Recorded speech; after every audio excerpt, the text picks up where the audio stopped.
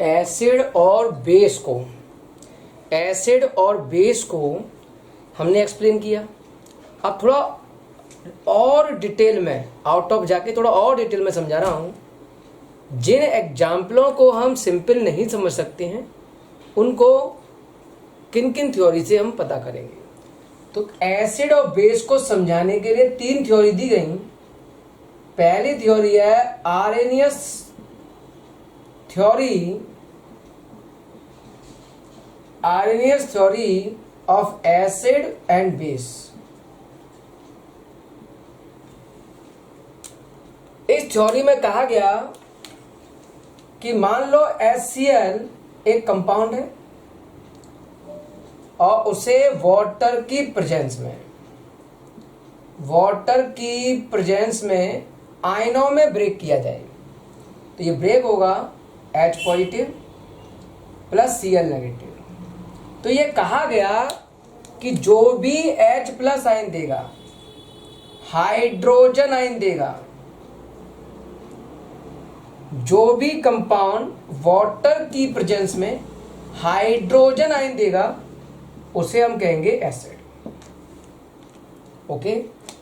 और जो कंपाउंड जैसे NaOH है, वाटर की प्रेजेंस में ये ब्रेक होगा Na प्लस OH माइनस में। तो जो कंपाउंड ब्रेक होकर बनाएगा हाइड्रोक्साइड आयन वो कहलाएगा बेस। ये थी सिंपल सी थ्योरी आर्रेनियस की। आर्रेनियस में H आयन देने वाले एसिड और OH आयन देने वाले बेस। लेकिन कुछ ऐसे भी कंपाउंड होंगे जो इस कंसेप्ट को फॉलो नहीं करेंगे। तो उन कंपाउंड में कैसे बताएंगे कौन एसिड है कौन बेस। तो पहली थ्योरी समझ में आई हमको। सेकंड थ्योरी हमारे पास एसिड बेस को समझाने के लिए सेकंड थ्योरी दी गई ब्रोस्टेड लोरी थ्योरी। इनके अकॉर्डिंग कैसे बताते हैं हम। इन्होंने कहा कि मान लो एक कंपाउंड है आपका अमोनिया NH3, उसे हमने वाटर के साथ रिएक्शन कराई। ओके। हमने क्या देखा कि ये H प्लस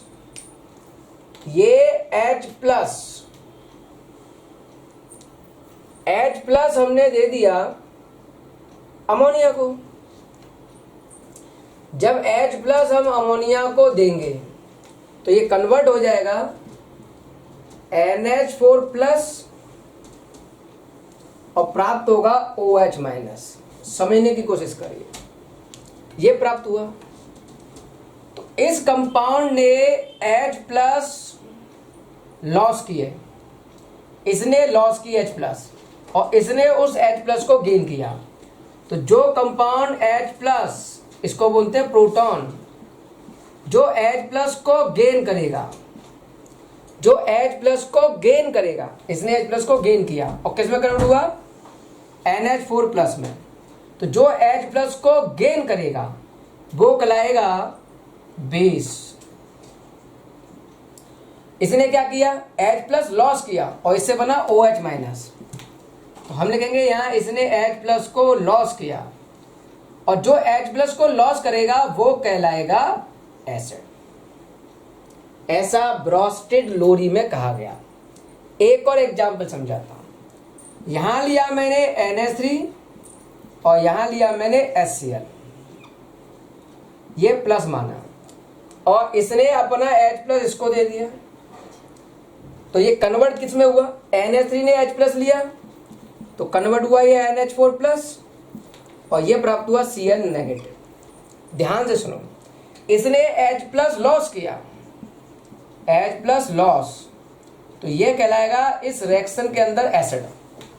और इसने इस H प्लस को गेन किया तो ये कहलाएगा H प्लस गेन करने वाला, इसको हम कहेंगे बेस। इससे ये बना और इससे ये बना। समझ में आ रहा है? तो ये था ब्रॉस्टेड लोरी कंसेप्ट। इसमें वाटर के साथ भी हो सकता है और इन दोनों में कोई वाटर नहीं है तो भी हम बता सकते हैं।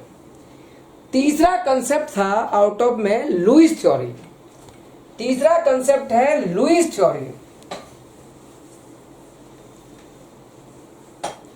मान लो हम लुईस थ्योरी की बात करते हैं। लुईस थ्योरी क्या कहती है,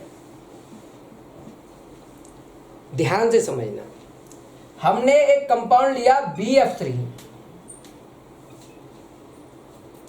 इसको इधर लिख देता हूं BF3, और एक कंपाउंड लिया NH3। मैंने इसकी बॉन्डिंग करके चेक की तो इसकी इस तरह से बॉन्डिंग होती है। अभी डायरेक्ट लर्न करो, मैं कार्बन कंपाउंड में समझाऊंगा बॉन्डिंग। इस तरह की बॉन्डिंग होती है BF3। तो इसमें BF3 में चेक करो, एक बॉन्ड में 2 इलेक्ट्रॉन मानते हैं, इसका मतलब है सिंगल बॉन्ड, और सिंगल बॉन्ड में हम गिनते हैं 2 इलेक्ट्रॉन। तो 2 इलेक्ट्रॉन तो यहां हो गए, इसमें भी 2 हो गए, इसमें भी 2 हो गए, टोटल हो गए 6 इलेक्ट्रॉन। किसी एलिमेंट में 8 इलेक्ट्रॉन होने चाहिए, यहां 6 ही हैं, तो हम कहेंगे इसमें इलेक्ट्रॉन की डेफिशिएंसी है। तो जिन कंपाउंड में इलेक्ट्रॉन की डेफिशिएंसी है, डेफिशिएंसी क्यों, 8 होने चाहिए, यहां 6 ही हैं, तो इलेक्ट्रॉन की कमी है, यहां 2 कम है। इलेक्ट्रॉन की डेफिशिएंसी जिसमें होगी उन्हें लुईस ने एसिड कहा, लुईस एसिड। जब हमने अमोनिया का डायग्राम बनाया NH3 और इसमें नाइट्रोजन में 5 इलेक्ट्रॉन होते हैं, 2 इलेक्ट्रॉन यहां दिखाए इस तरह से।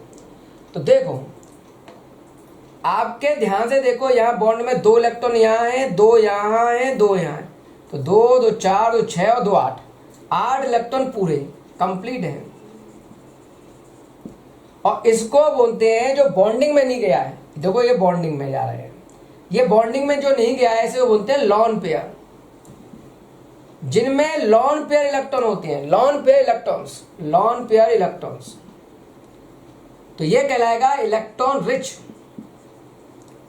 इलेक्ट्रॉन रिच जो होते हैं वो लुईस के अकॉर्डिंग लुईस बेस होते हैं।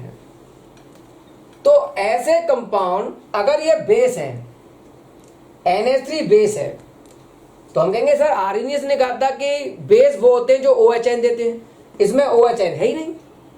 तो ऐसे कंपाउंड को लुईस थ्योरी ने अपने हिसाब से इस तरह से समझाया कि ये लुईस बेस है जिनमें लॉन पेयर हो, और जिनमें इलेक्ट्रॉन की कमी होगी, इलेक्ट्रॉन की डेफिशिएंसी होगी, वो लुईस के अकॉर्डिंग एसिड होते हैं। अब हम पढ़ रहे हैं pH क्या होता है। pH स्केल, सबसे पहले समझो pH क्या होता है। pH का फॉर्मूला है माइनस के log H plus minus log H plus. H plus बोलते हैं हाइड्रोजन आयन को, हाइड्रोजन आयन, ब्रैकेट को बोलते हैं कंसंट्रेशन। तो ये पूरा वर्ड हो गया कंसंट्रेशन, इतना word, concentration of hydrogen ion, और ये है नेगेटिव और ये है लॉगिथ्रम। तो डेफिनेशन बनती है negative logarithm of hydrogen ion concentration is called pH। Negative logarithm of hydrogen ion concentration is called pH। pH का मतलब होता है power of hydrogen, power of hydrogen. ये तो हो गई डेफिनेशन। लॉग में ऐसा माना गया है कि pH इज इक्वल टू इस माइनस को अगर मैं प्लस कर दूं तो ये हो जाएगा प्लस लॉग, जब माइनस को प्लस करते हैं तो ये वाला फैक्टर नीचे चला जाता है इस तरह से। इसका मतलब है H प्लस आयन बढ़ेंगे, H प्लस आयन बढ़ेंगे तो pH कम हो जाएगा, H प्लस आयन बढ़ेंगे तो pH कम हो जाता है। लॉग के बारे में बाद में समझाऊंगा डिटेल में जब क्वेश्चन समझाऊंगा, इतना समझ में आ रहा है।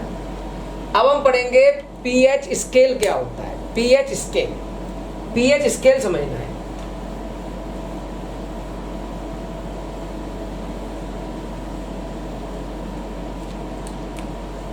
pH स्केल, हमारे पास एक स्केल माना गया है, एक रेंज मानी गई है 0 से लेकर 14 तक, ये pH की रेंज है। अब 14 का आधा कर दोगे तो ये होगा 7, मिड पॉइंट। ओके, तो pH स्केल से हम पता करेंगे कि सॉल्यूशन न्यूट्रल है, एसिड है या बेसिक है। कैसे पता चलेगा?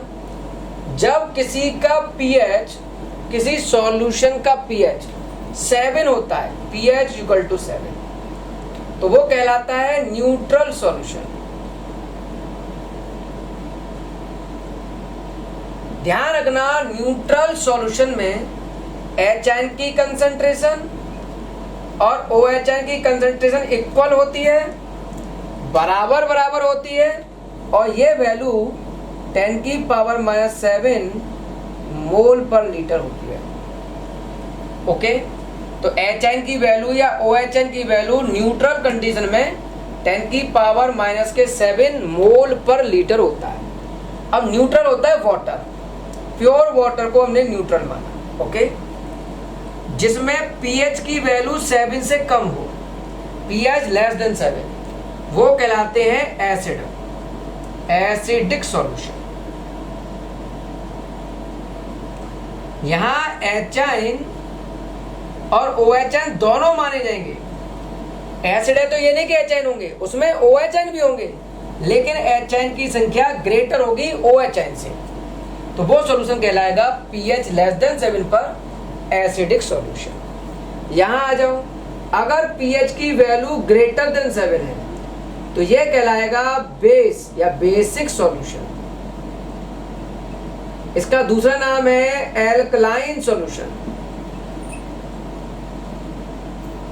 यहां भी H आयन और OH आयन दोनों होते हैं, और OH आयन की कंसंट्रेशन ज्यादा होती है H आयन से, होंगे दोनों, लेकिन OH की कंसंट्रेशन H प्लस आयन से ज्यादा होती है। ये तो हो गए जनरल पॉइंट। अब मैं जो बता रहा हूं उस पर ध्यान देना। अब थोड़ा सा और डिटेल में समझा रहा हूं। 0 के बाद 1, 2 और 3, 4, 5 और ये 6, तो 0, 1, 2, 3 ये pH वाले कहलाते हैं स्ट्रॉन्ग एसिड। 4, 5, 6 वाले कहलाते हैं weak acid, weak acid. Okay, 7 तो न्यूट्रल ही है। 8, 9, 10 ये कहलाएंगे वीक बेस, वीक बेस। 11, 12, 13, 14 ये कहलाएंगे स्ट्रॉन्ग बेस। मान लो किसी ने हमसे पूछा कि A और B दो सॉल्यूशन हैं, एक की pH है 6 और एक की pH है 8, तो सॉल्यूशन कैसे होंगे? तो मेरा पहला आंसर होगा pH 6 मतलब वीक एसिड, तो ये एसिड है, और ज़्यादा डिटेल में कहना चाहो तो वीक एसिड है। pH 8 मतलब बेस है, और ज़्यादा डिटेल में कहना चाहो तो ये वीक बेस होता है।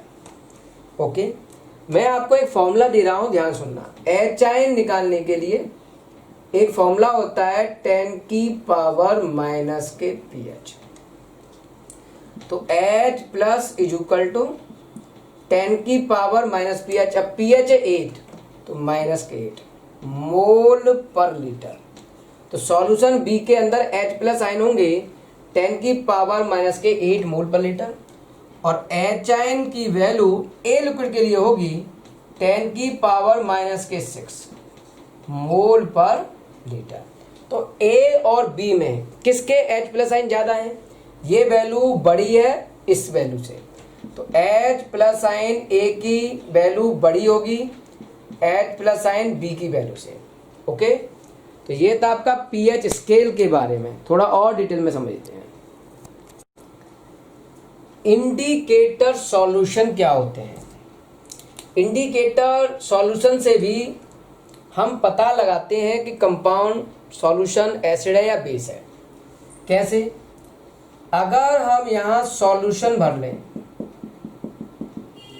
एसिड या बेस, जो भी दिया है, या तो एसिड भरोगे या बेस, और डाल दें इंडिकेटर डाल दें, मिला दें, तो इंडिकेटर ऐड करने पर एसिड और बेस का कलर चेंज हो जाएगा। कलर चेंज हो जाएगा तो कलर के चेंज होने से पता चलता है कौन एसिड है कौन बेस है। तो इंडिकेटर इंडिकेट करेंगे कलर को चेंज करके वो बताते हैं कि कौन सा सॉल्यूशन एसिड है और कौन सा सॉल्यूशन बेस है। इसके हम टाइप पढ़ते हैं। तो पहला है natural indicator. Natural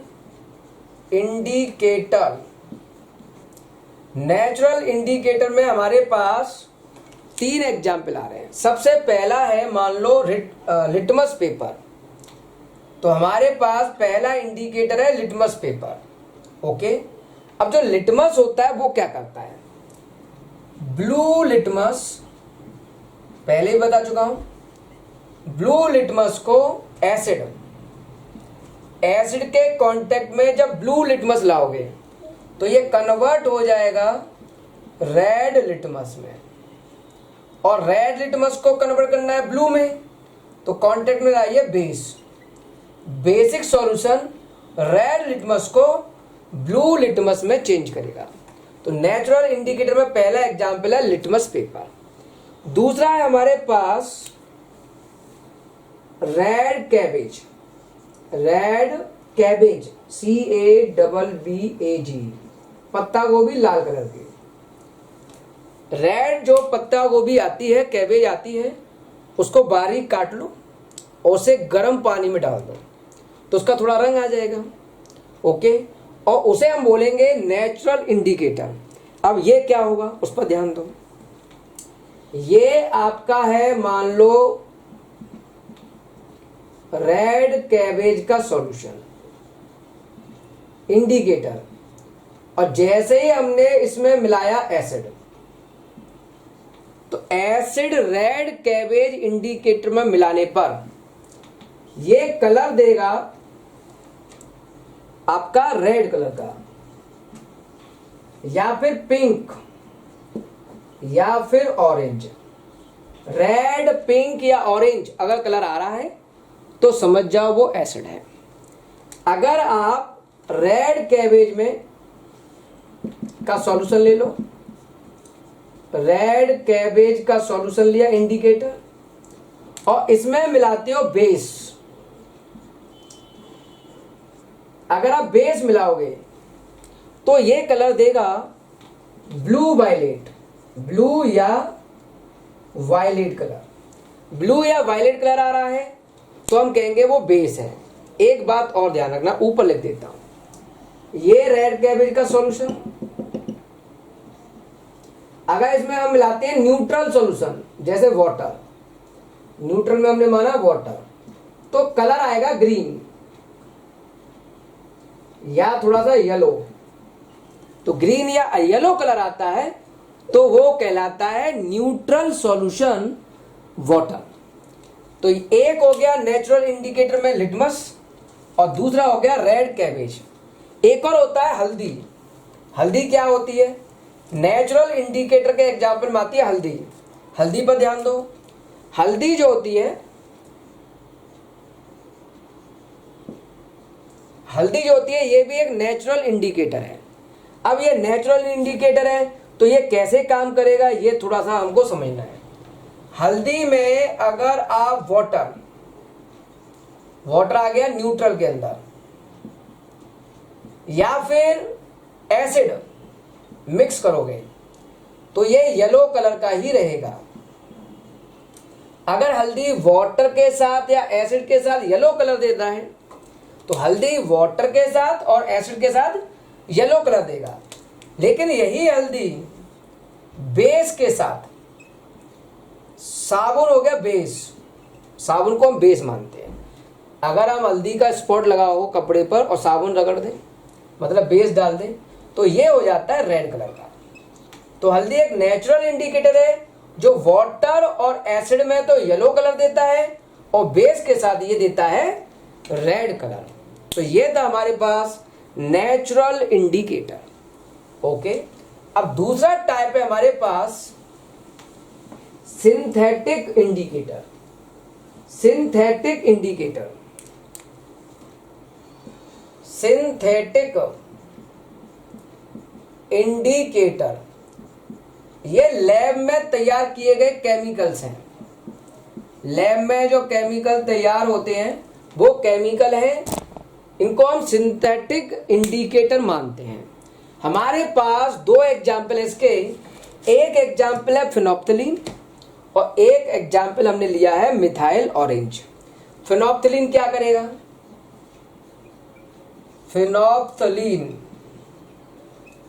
phenolphthalein is the indicator. Okay, phenolphthalein पर ध्यान दो, वाटर और एसिड के साथ,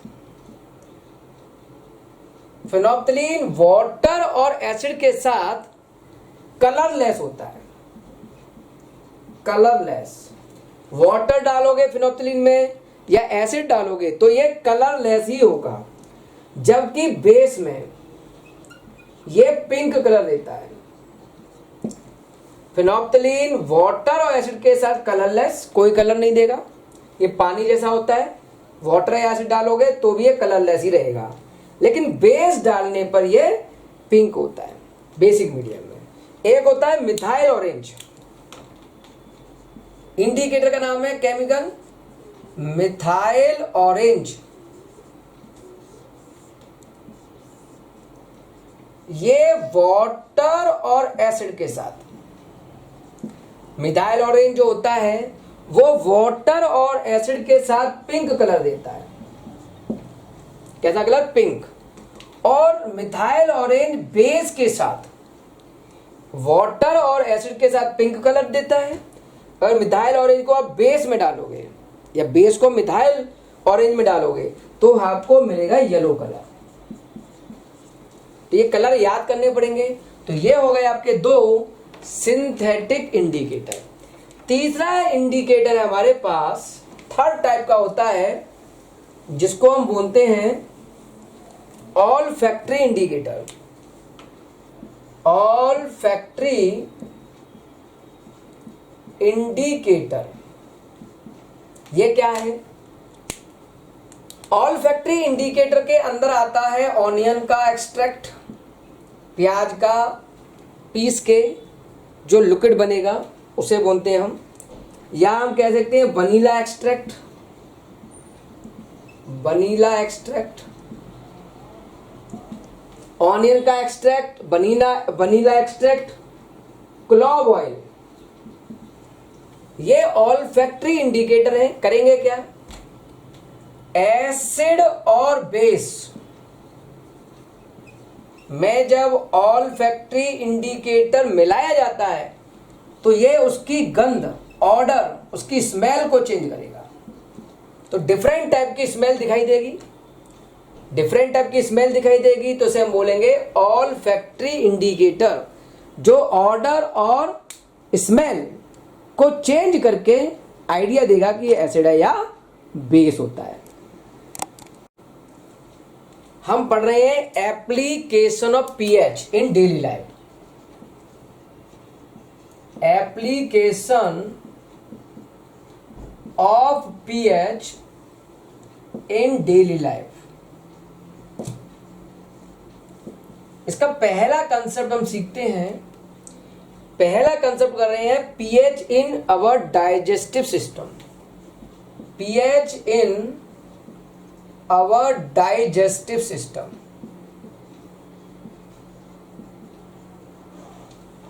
ध्यान से सुनना। हम लोगों ने पढ़ा है कि हमारे पास स्टमक होता है,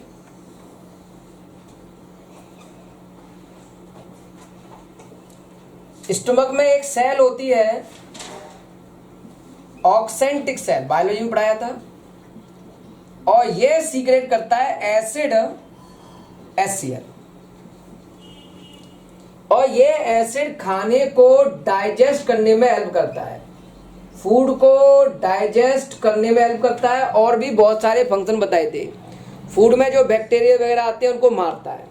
तो फूड के डाइजेशन के लिए चाहिए एसिडिक मीडियम, और ये एसिडिक मीडियम प्रोवाइड करेगा ये HCl एसिड। ओके, लेकिन अगर इसकी मात्रा बहुत ज्यादा हो जाए, HCl एक्सिस में होता है, तो ये म्यूकस की लेयर को ब्रेक कर सकता है और यह घाव कर सकता है, जिसको हम बोलते हैं पेप्टिक अल्सर।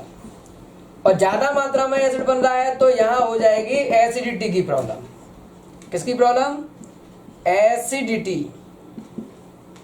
पेट में जलन, एसिडिटी की प्रॉब्लम हो जाएगी। अब एसिडिटी की प्रॉब्लम को दूर करने के लिए, खत्म करने के लिए हमको पीना चाहिए एक केमिकल जिसको बोलेंगे हम आंटा एसिड। आंटा एसिड एक तरह का बेस है, ये एसिड को न्यूट्रल करता है। इसका काम होता है टू न्यूट्रलाइज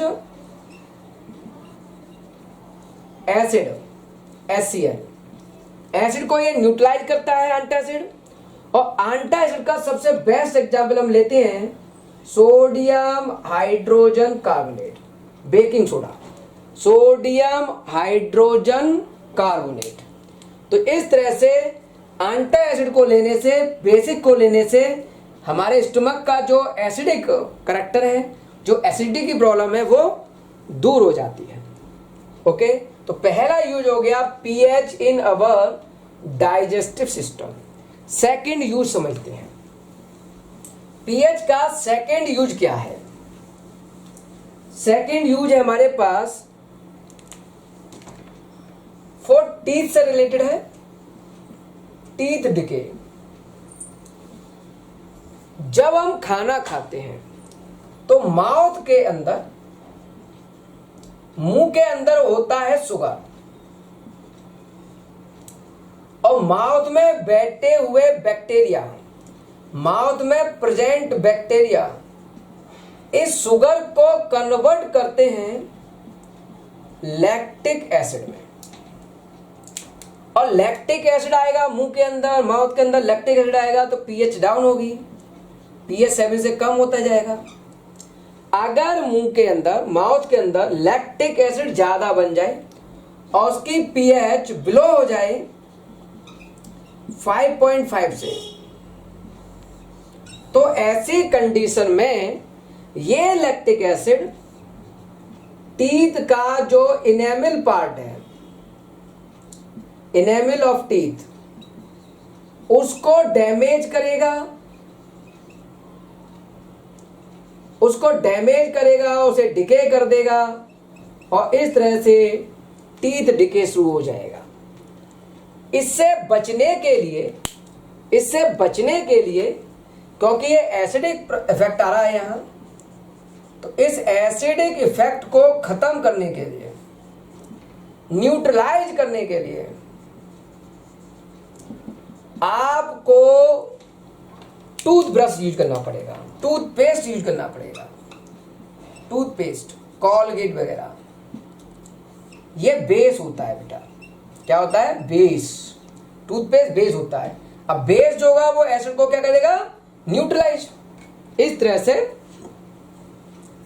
हमारे टीथ डिके होने से बच सकते हैं। तो ये था आपका सेकंड इफेक्ट, हमें थोड़ा समझ में आया। अब थोड़ा सा इफेक्ट समझते हैं प्लांट से रिलेटेड। किससे रिलेटेड? प्लांट। प्लांट की ग्रोथ, पीएच का रोल प्लांट पर।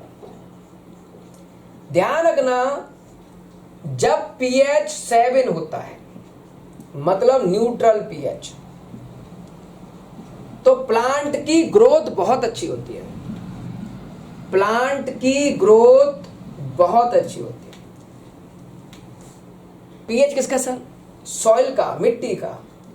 मिट्टी के अंदर, सॉइल के अंदर अगर pH 7 है तो प्लांट की ग्रोथ बहुत ही बेस्ट होगी। लेकिन अगर pH बहुत ज्यादा कम है, pH 7 से बहुत ज्यादा कम है, आपने pH 4 कर दिया या फिर pH 8 के ऊपर ले गए, 8.3 के आसपास, तो pH एसिडिक कंडीशन में हो या बेसिक कंडीशन में हो, इन दोनों कंडीशन में प्लांट की ग्रोथ रुक जाएगी। प्लांट ग्रो नहीं करेगा, प्लांट की ग्रोथ रुक जाएगी, स्टॉप हो जाएगी। प्लांट अच्छी तरह से ग्रो नहीं कर पाएंगे। मान लो किसी खेत में जो मिट्टी है, सॉइल, वो एसिडिक है। सॉइल जो है एसिडिक है, मान लो एसिडिक सॉइल है, तो वो प्लांट को ग्रो नहीं करा पाएगा। अब क्या करें? तो इसे हमें न्यूट्रल करना पड़ेगा, न्यूट्रलाइज करना पड़ेगा, और न्यूट्रलाइज करने के लिए आपको मिलाना पड़ेगा बेस। अब बात करते हैं अच्छा बेस हो, सस्ता बेस हो, वो यूज करना, खेत में यूज करना भाई बहुत ज्यादा लगेगा, तो हम यूज कर सकते हैं सफेदी। सफेदी मतलब calcium oxide, quick lime. Quick lime बहुत ही अच्छा बेस होता है और वो एसिडिक मिट्टी को न्यूट्रल कर सकता है। तो ये पॉइंट नंबर 3 समझ में आया हमको। अब समझते हैं पॉइंट नंबर 4। थोड़ा समझ में आ रहा होगा ये हमें। पॉइंट नंबर 4 की बात करते हैं, यहां तक क्लियर? पॉइंट नंबर जो 4 है वो हम पढ़ रहे हैं थोड़ा सा आंट टेस्टिंग के लिए। चींटी का जो डंक होता है, हनी बी का जो डंक होता है, जो बर होती है पीली वाली, उसका जो डंक होता है, उनके अंदर पाया जाता है फॉर्मिक एसिड। फॉर्मिक एसिड, इसका दूसरा नाम है मीथेनोइक एसिड।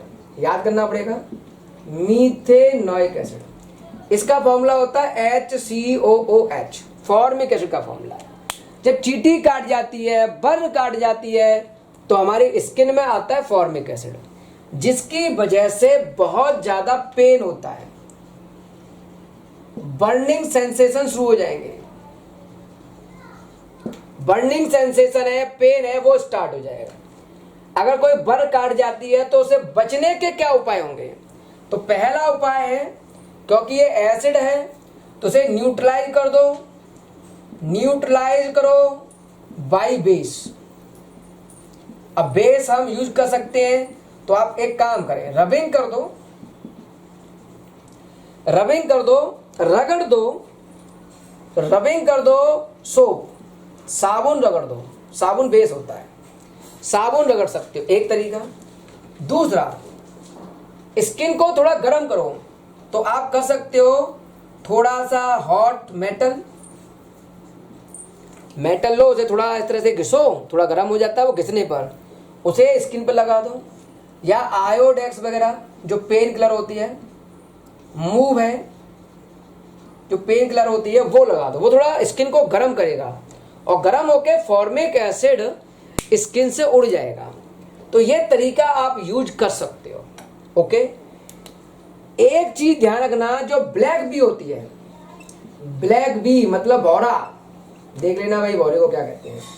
जब ये काटता है तो इसके जो काटने से फॉर्मिक एसिड नहीं रिलीज होता, इसके काटने से बेस रिलीज होता है, एक बेस छोड़ता है ये, वहां बहुत सूजन आती है। अब बेस को न्यूट्रलाइज करने पड़ेगा किसी एसिड से, तो एसिड में आप लेमन रगड़ो। अबे लैब वाले एसिड थोड़ी डालोगे कि फॉर्मिक एसिड डाल दिया, तेजाब डाल दिया, वो थोड़ी डालोगे। लेमन डालो, लेमन में एसिड होता है, लेमन रगड़ दो। तो ब्लैक बी का जो डंक होता है उसमें बेस होता है और उसे न्यूट्रलाइज करेंगे लेमन से। किससे? लेमन से। एक चीज और ध्यान रखना, इतना समझ में आ रहा है? एक चीज और ध्यान रखनी है हमको, थोड़ा सा मैं बता देता हूं। जो कांटे वगैरह होते हैं,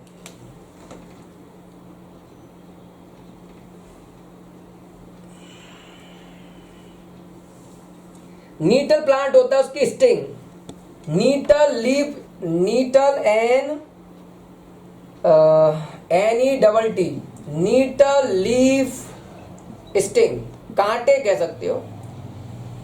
गोखरू जो होता है, गोखरू वो चुभ गया, हमारे कांटे लग गए हमारे पैर में, तो भी उसमें फॉर्मिक एसिड होगा, वहां भी बहुत तेज पेन होगा।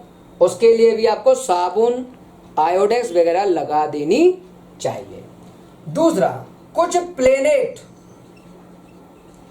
अर्थ के बाद जो प्लेनेट हैं सोलर सिस्टम में, वहां जो क्लाउड है वो एसिडिक होता है, वहां बहुत ज्यादा सल्फ्यूरिक एसिड माना गया है, इसलिए वहां लाइफ पॉसिबल नहीं है, नो लाइफ, वहां लाइफ पॉसिबल नहीं है क्योंकि वहां क्लाउड है सल्फ्यूरिक एसिड का। तो ये बातें कुछ हमको ध्यान रखनी होंगी। कुछ क्वेश्चन समझने हैं। मान लो एक क्वेश्चन है कि हमारे पास फ्रेश मिल्क है और इसकी पीएच दी है क्वेश्चन में 6। जब इसे कर्ड में चेंज करेंगे, जब हम इसको जमाते हैं और दही बनाते हैं कर्ड, तो जो बैक्टीरिया होते हैं कुछ, जो दूध को दही में बदलते हैं, उसको बोलते हैं लैक्टोबैसिलस, लैक्टोबैसिलस बैक्टीरिया। ये बैक्टीरिया मिल्क को कर्ड में बदलते हैं। कैसे? लैक्टिक एसिड बनाते हैं, ये बनाते हैं लैक्टिक एसिड। शुगर जो प्रेजेंट होगी मिल्क में, उसे लैक्टिक एसिड में कन्वर्ट करते हैं। अब एसिड बनेगा तो पीएच और डाउन हो जाएगी, तो यहां पीएच मान लो हो गई 4। तो फ्रेश मिल्क से 6 पीएच है और कर्ड की पीएच और डाउन होगी। तो पहला क्वेश्चन बना, कर्ड की पीएच फ्रेश मिल्क की पीएच से कम होगी, तो कर्ड की पीएच लेस होगी मिल्क से। PH of curd is less than pH of milk. मतलब कर्ड बनाने की प्रोसेस में पीएच डिक्रीज हुई, तो हम कहेंगे in this process pH decrease in the formation of curd from milk.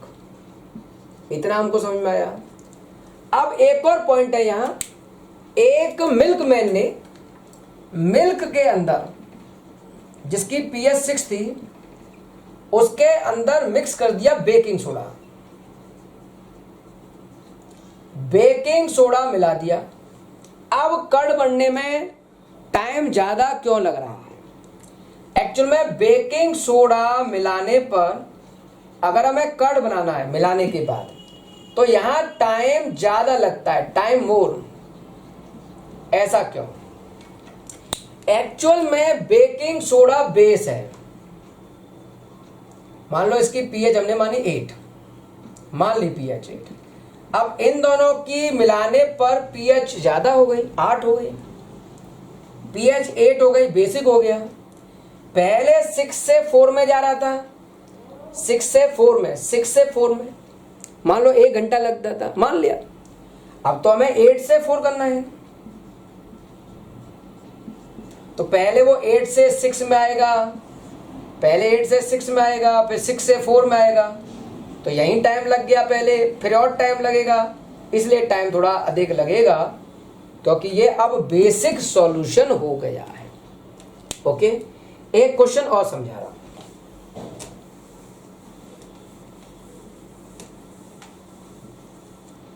हमारे पास एक क्वेश्चन है, ध्यान से सुनना। ए, बी और सी 3 सॉल्यूशन है, इनकी मुझे पीएच दी है। पीएच दिए मान लो 1.5, 2.8 जो भी दियो और 3.5, ये 3 पीएच है। तो बताइए सबसे स्ट्रॉन्ग एसिड कौन है? तो मैंने कहा था जितना पीएच कम होगा, पीएच जितना कम होगा उतना ही अच्छा एसिडिक नेचर होगा, उतना ही एसिडिक नेचर अच्छा होगा। तो सबसे कम पीएच है ए का, तो सबसे ज्यादा एसिडिक ए, उससे कम बी और सबसे कम सी। ये हो गया एसिडिक नेचर का ऑर्डर। एक क्वेश्चन और देखो, H प्लस आयन की कंसंट्रेशन मुझे दी है 10 की पावर -5, इस तरह से दी है, 10 की पावर -5 m दी हुई है। अब कह रहा है पीएच बताओ, तो मैंने पीएच निकालने के लिए एक फॉर्मूला बताया था, -k log H प्लस। अब इस वैल्यू को यहां रखो, तो pH equal to -k log 10 की पावर -5। ओके, अब pH में log के क्वेश्चन हमारे कोर्स में नहीं है, फिर भी एक दो क्वेश्चन समझा रहा हूं, तो उसके लिए log समझ में आना चाहिए। थोड़ा सा ध्यान सुनना, log जो होता है वो कैसे निकालते हैं। जैसे किसी का log दिया है, हमें log निकालना है 10 की पावर -5 का, तो इसको log में निकालते कैसे हैं। log जो 10 की पावर वैल्यू लिखी है यहां, उसे ले लेते हैं आगे, तो -5 और फिर लिखते थे log 10। ओके, और ये ध्यान रखना log 10 की वैल्यू होती है 1। यहां मैं कुछ वैल्यू लिख देता हूं, log 1 की वैल्यू होती है 0, लर्न कर लो उसको, टेबल नहीं सिखाएंगे अभी। log 100 की वैल्यू होती है 2, log 1000 की वैल्यू होती है 3। 3-4 वैल्यू लर्न करनी है आपको। log 2 की वैल्यू होती है 0.3010 और log 3 की वैल्यू होती है 0.3747।